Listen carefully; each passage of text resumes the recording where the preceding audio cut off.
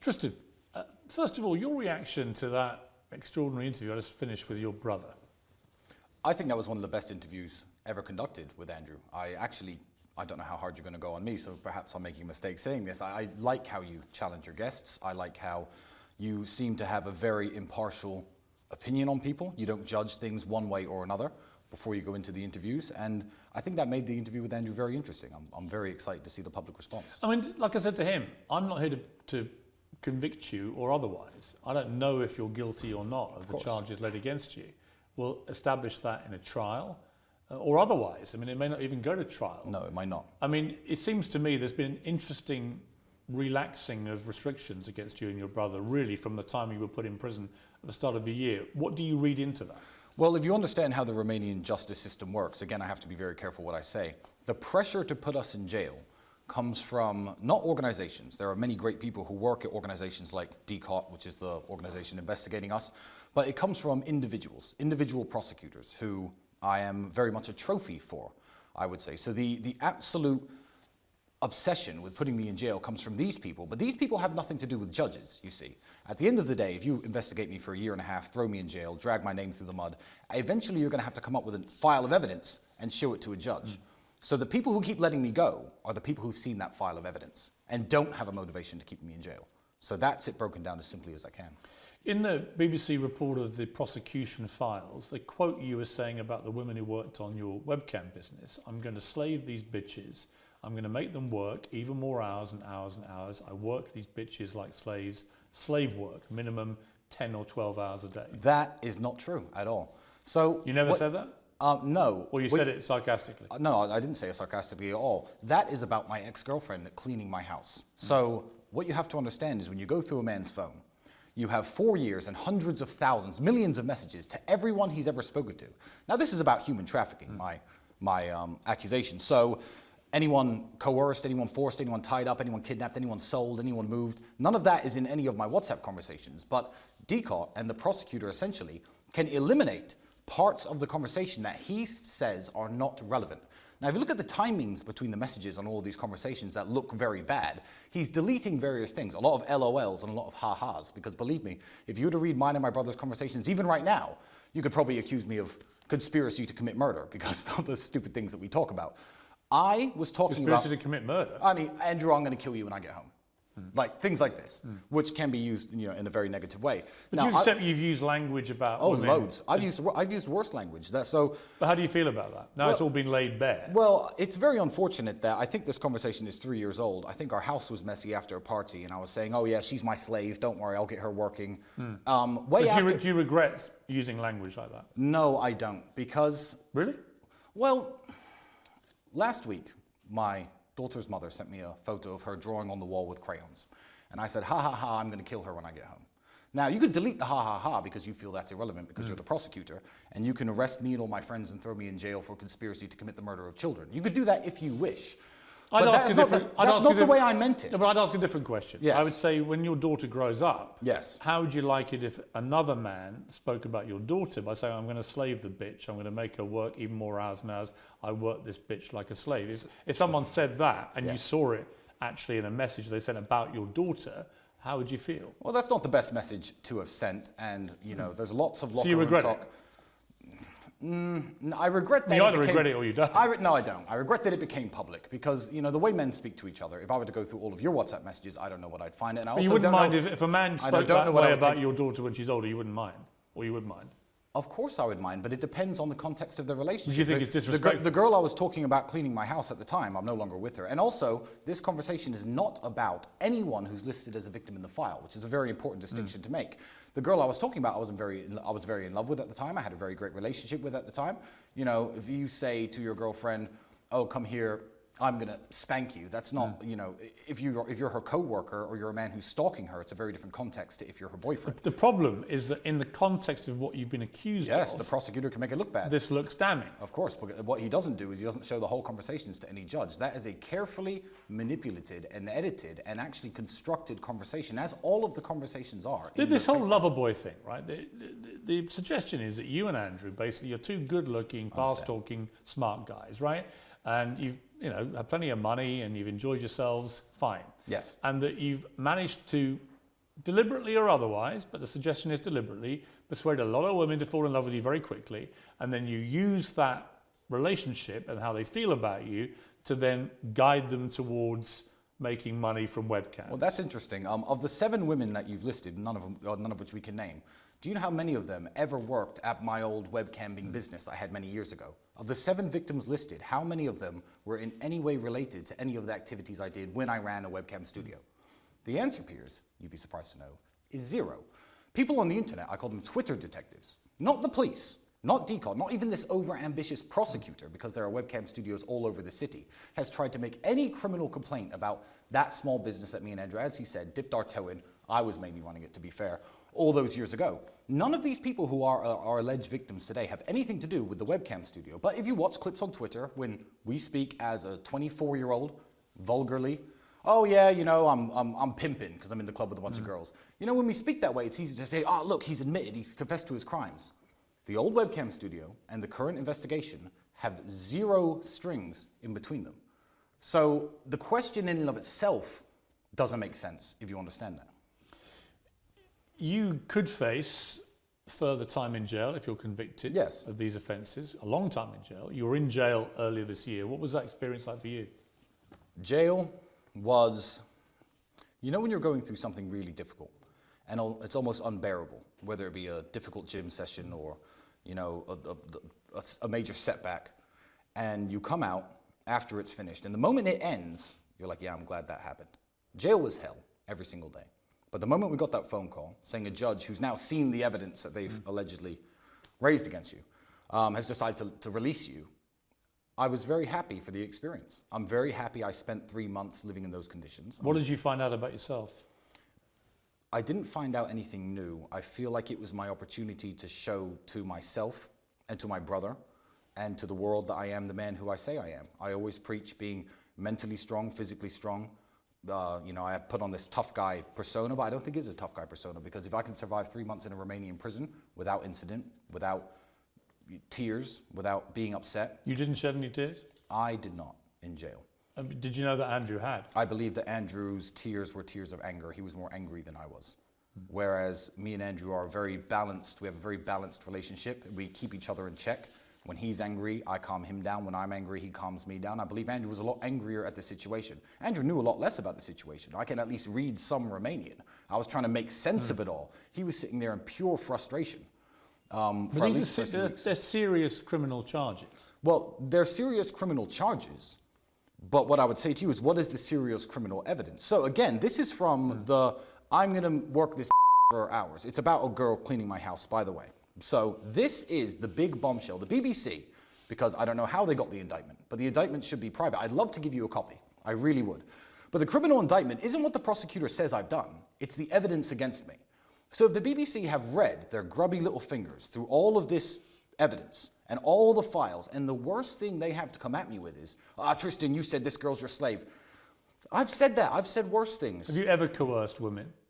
No, I've never coerced anybody into doing anything they don't like. Do you accept that, I mean, as I said to Andrew, that some of the language, even in the things he tweets now, suggests that his idea of how women should be treated is that they effectively are a form of slave to a man? You know, Piers, I really like you, and I sometimes feel you fall for Andrew's little traps, and it's really wonderful to watch, because it's not the things he says. It's the way he says them, and the way he says them can get people very riled up. When I was sitting listening to your interview about women shouldn't work and be taken care of, etc., it actually took me back about 12 or 13 years to an interview I saw, I can't remember, I think it was on ITV, with the late Christopher Hitchens. You probably knew him. I did. I did not know Christopher Hitchens. I think he died way before I became relevant. But he was sitting there with this female journalist, and he's saying, his exact words were, oh, I don't want Mrs. Hitchens to be coarsened in the labor market. Why would I want my women coarsened in the labor market? No, if she's with me, she can work if she wants, but she doesn't have to. Now, he was not labeled the world's biggest misogynist. He was actually hailed as an intellectual in his time. I read all of his books. I used to be a big fan of his. But he said exactly the same thing Andrew said. Exactly the same thing with different intonations and different tones. And you probably knew him. You didn't attack him back then for saying that, did you? But Andrew, well, I'm not here to judge. He can get people riled up. Christopher Hitchens is no longer with us, sadly. He was a brilliant man in many ways. I disagree with him about many things, but he's not why I'm here, obviously. Yeah, of course. it just seems to me that the rhetoric, particularly by Andrew, but also some of the stuff they found with you, the way that you talk about women may be part of the problem you found yourselves in here.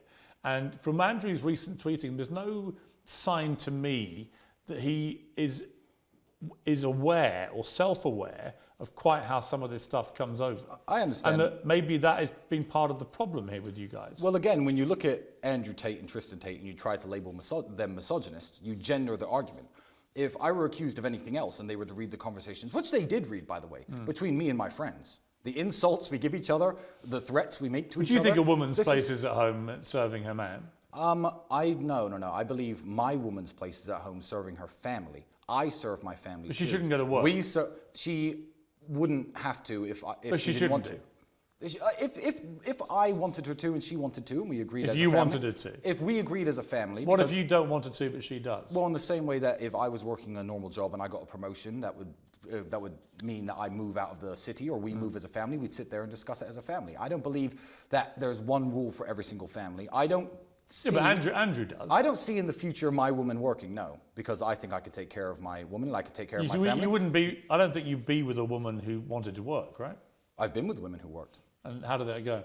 Wonderfully. I've had some absolutely wonderful relationships. Well, doesn't that prove the point? That this whole idea a woman has to stay at home and serve her man is actually a lot of cobblers. Again, I don't think serve her man was something Andrew specifically said. I would phrase Well, he did. I mean, that's why I read that whole tweet. Well, Andrew's not me and I'm not Andrew. What I would say is a woman serves her family. Are you different in your outlook on that? Me and Andrew are very different.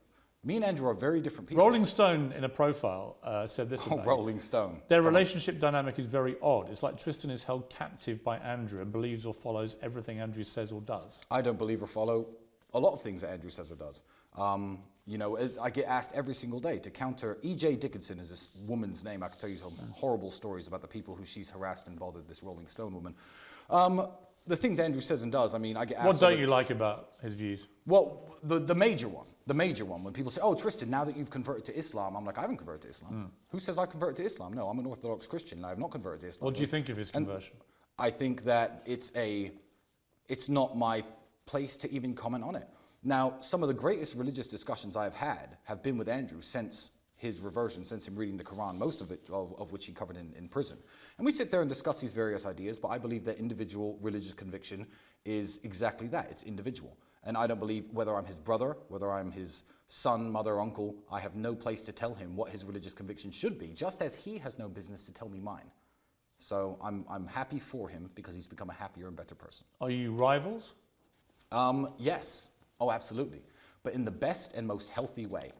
I can't watch him train in the gym for an hour in the morning and then not train for an hour myself.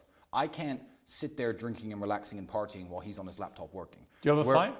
No, never. We never argue. You never physically fight? Oh, we used to physically fight all the time. We're both professional athletes, so we used to beat each other up in the ring for sparring. Who would win? Oh, Andrew would win. I was good. I was the European champion at my peak, but Andrew was built for Andrew's. I mean, see my broken nose? It leans this way. First time it was broken was by him, and it got weaker after that, and I had it broken twice subsequently in kickboxing matches. But yeah, we are rivals in the way that we inspire each other to work better and to be better, but not rivals in any way that his success would upset me or my success would upset him. When you were in jail together, yes. So for a period of that 3 months, you were actually in the same cell. I Indeed, think. For about half of it. What did you talk about when it's just you and him, and you're thinking we may never get out of it? Lots of things. Books, religion, the case, obviously, explaining, trying to understand. When you're in a cockroach-infested tiny cell together, yes, you've gone from being the top G and his brother with your Bugattis, your cigars, the lifestyle, the women, and so on, to literally nothing in a very degrading environment that you find yourself in, and you've got no idea how this plays out or how it ends, or even if you get out. I mean, that's a big moment. Yeah, I guess it is a big moment, but I always knew that we were going to be okay. You know, even when I was separate from him, I wasn't worried that he was banging his head against the wall or self-harming or doing anything stupid. Again, he wasn't worried about me. We obviously weren't worried that the other brother, and I know you can't share in this conviction, I know he's not a criminal. I know he has no skeletons in his closet and no criminal past. He knows exactly the same about me. So we were very relaxed. I guess in jail I was more relaxed than I am now, because in prison I assumed that the prosecutor, whose job by the Romanian constitution, by the way, he's not a district attorney like in the United States where he is told he has to argue that you're guilty and that's it. The prosecutor's job actually here is to discern the truth of the situation. So I was sitting in jail relatively relaxed, thinking, well, this is going to end any day now. I mean, human trafficking, this is stupid, it's not going to happen. Like, they're not going to sentence me to jail for this. It was only when I got out that I learned the true motivations behind this that made me actually more worried than I was in jail. So in jail, I was relatively relaxed. Trained every day, ate their horrible food, did my push-ups. It was all right. Mental break, no electronics. Did your mother, was she able to come and see you or not? No. No, in fact... Could you speak to her? For some reason, and I cannot tell you why, I was banned from visitors. That includes my daughter, the mother of my daughter, that includes any friends. Was Andrew as well? I don't believe so, but no one tried to visit him. Maybe they were rejected at the prison gate. I don't know, but I was, at one point, it's on file, it's on paperwork, at one point I was banned from receiving visitors. Could you make calls? Yeah, there was some phone time, but I didn't make a single call while I was in prison. I spent 3 months without speaking to anybody. Other than Andrew? No, only my lawyer, actually. Only my lawyer. And did you get into similar physical threatening situations that he did?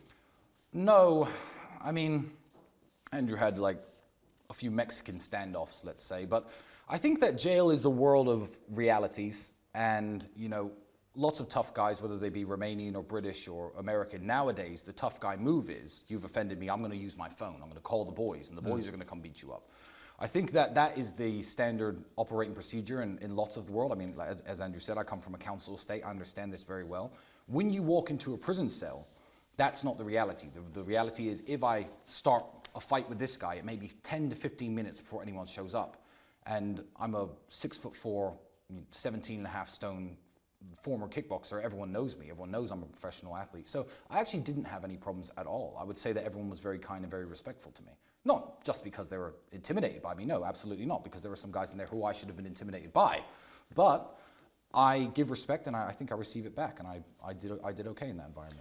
People often say, and it's certainly true from people I've interviewed over the years, that you're a product of your environment, particularly of your parents. Yes.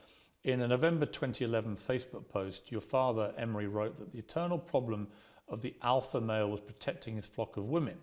He said, "The times I struck a woman, brackets, in passion, I never left a mark, no trace, hyper control, super control of a human animal. They love me still." I've never heard that before in my life. I'm smiling, man, because I can imagine his voice saying it. You can. I can imagine his voice saying it. The only times I've struck a woman, in brackets, in passion. Have you ever struck a woman in passion, Piers? No. You haven't? No. Not a little spank? Well, not once? Let's keep this above board. But I want to, Piers, but I'm saying, like, I understand how you're trying to phrase this. No, I don't understand. And again, my father is dead and can't defend himself. I'm not trying to phrase it in any way. I'm just curious what you think he meant by that. I honestly don't know. I mean, keep in mind, my father died when I was 27, and that post was written a long time ago. I've never heard it before. I've never seen it before. But what kind of father was he in terms of the values he instilled in you and Andrew? Oh, he was a wonderful man, and he was a very protective man over his family and the people he cared about. I mean, they got divorced many, many years ago, but even with his dying breath, he would have jumped in to fight 10 men to defend my mother and her honor. That's the kind of guy he was, super protective and super, you know, involved in everyone he loves life, even if he was far away. You know, the phone calls were constant, the emails were constant, and he held us very accountable as young men. Andrew tweeted last year, "My dad was a chess genius, CIA operative. My mother was a dinner lady. They had nothing in common. Dad said she fed you boys healthy meals every day, cleaned the house, and was largely quiet. I loved her very much. That's literally all men want." Are you asking if that's an accurate description of my parents' relationship? Yeah. Perhaps, yeah. But my mother was a wonderful mother. See, I don't think. But they split up. Of course they did. But that does. Well, so when he says that's literally all men want, they split up way before I was old enough to understand marriage or sexual or male or female dynamics. By the way, so I can't even comment on their marriage. What I can comment on is how they were as parents. And what I will say is, I don't look back on my childhood raised in a council estate. On state benefits, you know, I was free school lunches. I don't look back on that and think, oh, my mother was a terrible mother because we didn't have any money. Because I don't think it was my mother's job to, I guess, provide as much as my father was doing his best from the United States. But I will look back and say my mother was an absolutely wonderful mother. I had 3 square meals a day. She knew how to manage her finances, didn't smoke, didn't go out with her friends, made sure my clothes were always washed, knew how to mend things. She is. How does she feel about the fact that both her boys are in this serious legal jeopardy? Well, you have to understand, she's known us our entire lives, and you haven't. You know, when I was 15, 16, 18, all my friends were selling drugs and breaking into cars. I was down at the kickboxing gym every single day. I would get into the kickboxing ring for 50 pounds after 8 weeks training, just because I found harmony in the discipline that sport gave me.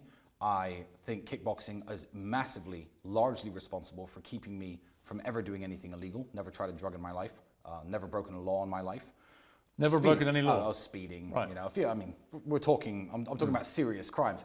And my mother's known that even at my most desperate and my most poor, I would come home to her and sleep on her couch for 6 months, as opposed to do anything illegal, and try to find an honest, good way of, legal way at least, of making money. So Is she worried about you, the situation you're in? Well, she's worried about the situation, but she has no doubt in her mind that I haven't done any heinous things against women, especially for money, because it doesn't make sense that after going through what I've gone through and avoiding any legal problems, suddenly I'm worth hundreds of millions of dollars, and I decide that's the time to start trafficking. When you look at this whole setup of the war room and the generals and I think Andrew said 4,000 people are members now. Yes. When I saw the web chat logs and so on, he says a lot of that isn't true. I don't know. We'll have to wait and see whether that's verified or not. But a lot of the language that's used seems to be that people are being encouraged to spend all this money to join a kind of cult where they are encouraged to treat women as second-class citizens. Absolutely not true. One, I don't. But that's what comes over in these. One, I believe the screenshots you've seen are fake. One, absolutely. Two, I would say I'm a member of the war room. The war room has nothing to do with me. I'm just a war room member like everybody else. And I find lots of great help within the war room, whenever I want to do business with somebody, if I want to transfer money to certain countries, if I want to, find somebody who has talents that I don't, to recruit people, to find people to work for me. That's what I use the war room for. I don't think any network in the world would exist where men sit around and just complain about women and try and treat women as second-class citizens. I mean, surely it would It's not complaining about them. I wouldn't want to take part in that. It's more like there's one of the running themes is to get the woman to tattoo your name on herself. That's clearly not true. What you've read is fake, and it's made up by stupid journalists. There's 12,000 pages of it. There's 12,000 pages. Well, it doesn't matter. It's very easy to find some chat logs and enter little lines into it. I don't think that. It's also very easy to say, yeah, a bit of it was done. Well, here's the thing. If 4,000 people are talking across hundreds of different rooms 24 hours a day, right now, since the beginning of our interview, probably 300, 400, 500 messages have been sent inside of the war room. I can't tell you exactly what everyone has said over the last 4 years and what they haven't said. I can't. What I'm saying is, in my experience inside of the war room, that is absolutely not what the war room stands for. That is absolutely not what the war room teaches, preaches, what anyone I know from the war room believes. All the people I know from the war room are happily married men, guys with families, guys with kids, successful businessmen, people who run construction companies, real, honest, great people, and that does not represent us. So I think it's fake. You guys have preached a message of masculinity, and I'm all in favour of masculinity. Great. Many other people have categorised it as toxic masculinity because of the misogyny and so on. Do you feel that maybe you have collectively gone too far in the misogyny, and that has been, again, one of the reasons you find yourself in the problems you're in? Well, again, when I say the kind of alpha male rhetoric. What have I said that's misogynistic? No, I'm just asking you generally whether you feel that's part of the problem. I don't think that's part of the problem. I don't think it is a problem at all. I think that when somebody has been speaking on the internet for a decade, you have to understand that, first of all, lots and lots of content is produced, and it's very easy to cherry pick and to take things out of context. Sure. And number two, the man speaking on the internet 10 years ago is not the man sitting and being interviewed by you today. You know, who I was when I was 25, I fancied myself a bit of a dating coach, used to give people advice on how to meet women and how to pick. That's not how I live now. I'm 35, I'm not 25. You at 25, I'm sure we're very vastly different than you are today. So, you know, I don't think there's a problem with anything I've said, because I've never advocated for anything illegal. I've never advocated for any crime. I do not advocate for drugs. I do not advocate for violence. I do not advocate for any of these things. So if Andrew said that women can't drive as well as men once, like, it's very easy to jump on that and say this man is the world's biggest misogynist because he said X. And I think it's really stupid. He said a lot worse things than that. I do think that was the original reason he went viral. I do think he said a lot of blatantly misogynist things. I don't think he's even really aware. I don't think he even thinks they are misogynist. Well, that depends on your worldview, and it actually depends on the worldview of where you live. Because if you were to walk around the country of Romania, the great country of Romania, and you were to talk to people and say some of the misogynistic things you've heard, Andrew, me, anyone else in the world say in England that are considered misogyny, the men and the women here would be like, yeah, Huh? What? Misogynistic? What's like? Yeah, that's not a very good defence. Well, no, it's not. The fact that other countries, I'm not trying to defend myself. Other countries tolerate it. No, I'm not trying to defend myself. But the man should go out and work, and the woman should stay home and take care of the family. This is my point. So in England, that's for some reason makes people's heads explode when I say that's how I want to live. I'm happy. I'm not saying you're perfectly entitled to live how you like. Yeah, absolutely. But you guys have made millions and millions of pounds out of preaching that message, and the criticism is that young, impressionable teenage boys in particular have been led to believe by you guys that the only way to succeed in life is with that dynamic. No. Where the man's in charge, he's the hunter, he's the provider, the woman stays at home, she makes herself look good, and her only whole modus operandi each day, a whole raison d'etre is to get up and make a man feel good. I'm going to correct you because I think you're completely wrong about what me and Andrew preach. What me and Andrew preach is a message of masculine excellence. And when you are an excellent man, when you are strong, smart, sharp, all of the things that we tell young men to be, disciplined, then you can find a wife and a woman and a life and a dynamic, 4 wives if you like, and live exactly how you want. Oh, sure. And you can have a wife who's more successful than you. You can date a judge or a lawyer or a doctor. You do both basically believe women should stay at home and not go to work. No, I believe that I want my woman at home with my family, and that's the way I wish to live. That's also what you preach. That's also what you preach in your university, right? I mean, you think I don't preach anything inside of any university. Right. Well, okay. No, the university. Sorry, if you're talking about the real world, the online educational platform, which has been attacked and slandered more than me. Keep in mind, I don't own it. It's been slandered and attacked and said that it teaches people how to abuse women. What kind of app would teach people how to abuse women? It's insane. It teaches web design, e-commerce, copywriting, cryptocurrency trading, basic methods of wealth creation, and that's it. It actually has nothing to do with teaching anyone anything about women, to the point that women are members. Loads of members. What about the war room? Well, the war room doesn't have female members, no. I can explain why that is if you care, but I don't think it's that interesting of a reason. Well, I would say that I don't have, or my brother, or any of the men in the war room don't have any business telling women how to be women. You see, we're not misogynists. If we were to get women into a group and say, hey, women, you need to be like this, you need to be like that, no. Andrew tells women how they should be all the time, including a lengthy tweet I read to him. It was only last week, and that's my point. I read that whole tweet for a reason. Yes. That it went on and on and on, and honestly, it was just blatantly misogynist. Yeah, but people can take that or leave it. This is Twitter. That's a public forum. But it doesn't make it not misogyny. Well, and you guys, and here's where your massive reach and influence becomes problematic to me, because I see on the streets when I walk around in London in particular, the number of kids who come up to me all starry-eyed about the Tate brothers, right? And they're like, top G and blah, blah, blah, blah, blah. But they're being conditioned to think by the constant rhetoric, mainly from Andrew, but I don't think you're particularly that different in your worldview of how women's place in the world should be, that they're led to believe that if a woman wants to go to work, there's something wrong with that. And we're in a very different place now to where we were in the 50s.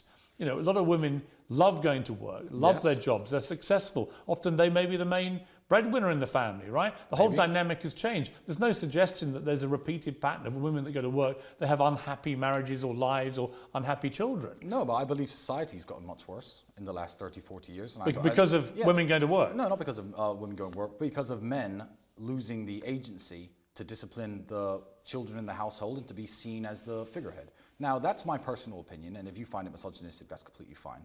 But I will say that on places like Twitter, what I won't do is get any young man personally or speak with young men personally in a personal conversation, say, hey, you need a woman who you can control and can't go to work. And so that is absolutely not what we do. I think Ricky Gervais made a very interesting point about putting something on Twitter and people taking it personally like it's written for them. It's not written for them. Andrew can live the way he wants to live. And let me tell you, me and Andrew live in very different ways in regards to the way we see relationships, etc., because we are both very different people. But he can live the way he wants to live because, one, him and his girlfriend are both consenting adults, and that's their prerogative. Two, he's achieved a level of success and masculine excellence where he has the choice of picking which type of women he wants to date.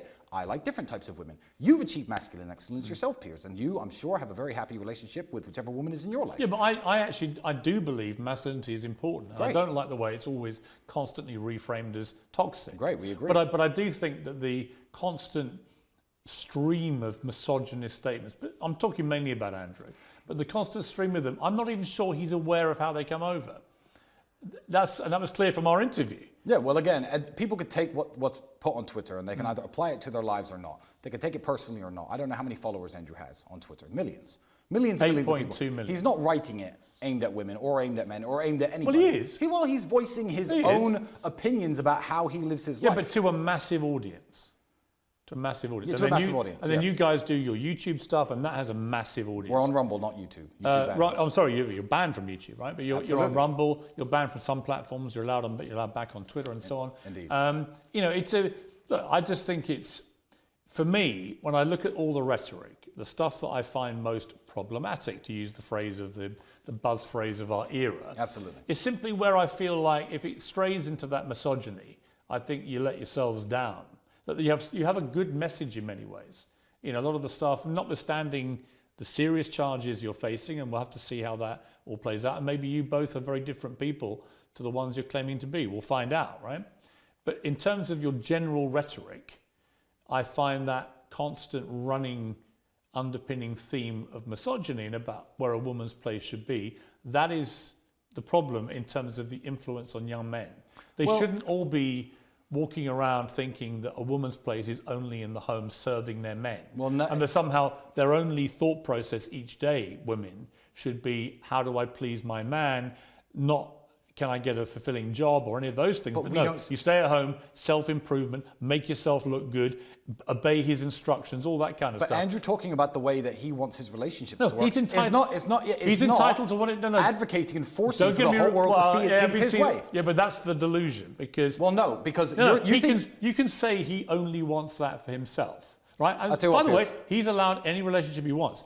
But when you pretend that when he says those things, they're not amplified to literally tens of millions of impressionable young men. But here's why you're wrong. Then you know that's not true. Well, here's why you're wrong, because you assume that Andrew Tate, for some reason, in this conversation, is the only influencer in the world and the only person people listen to. Because he's not at all. Not at all. The internet. But I'm going to tell you, he's one of the most influential. Yeah, no, he absolutely is, and that's great. And that's the part of his influence that I think is a potentially malevolent. Great, and it's wonderful and good, and you don't have to like it. But let me tell you, every force has an equal and opposite force somewhere else. So on X, Elon has now legalized free speech on that platform. So there are differing opinions on every single aspect of life, including how you want to date women, what kind of music you should listen to, what kind of cars are good, what kind of whatever it is. So for every Andrew Tate out there, there's some feminist OnlyFans model who lives in Florida who makes rap music who's saying that men are nothing and men aren't shit. So the people who are listening to Andrew Tate aren't listening to Andrew Tate. They're listening to the internet as a whole. And I believe Andrew's message is, one,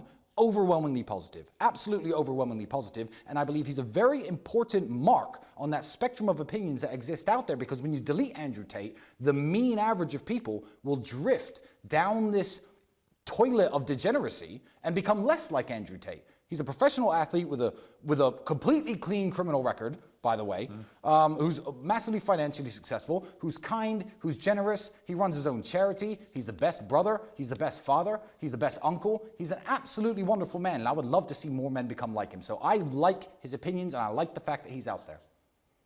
Tristan Tate, thank you. It's been a pleasure. هل أنت من البنائين الأحرار؟ هل أنت ماسوني؟ بشرفك. هلق أنت جاي من اليمن وجاي تعمل لي مسرحيات وكذا، يا زلمي لك روح العب لك شغله ثاني. انا عم بسالك سؤال وكذا. ماسوني، انا ماسوني وصهيوني وسلفي وبراغماتي وحنفلكوشي وشنكليشي وحنكليشي وقنطريشي. بدك غير هيك؟ جميل. وصهيوني الان اوكي نبدا وبعصي. نبدا مثلا. يلا جاوب على سؤالي. اوكي.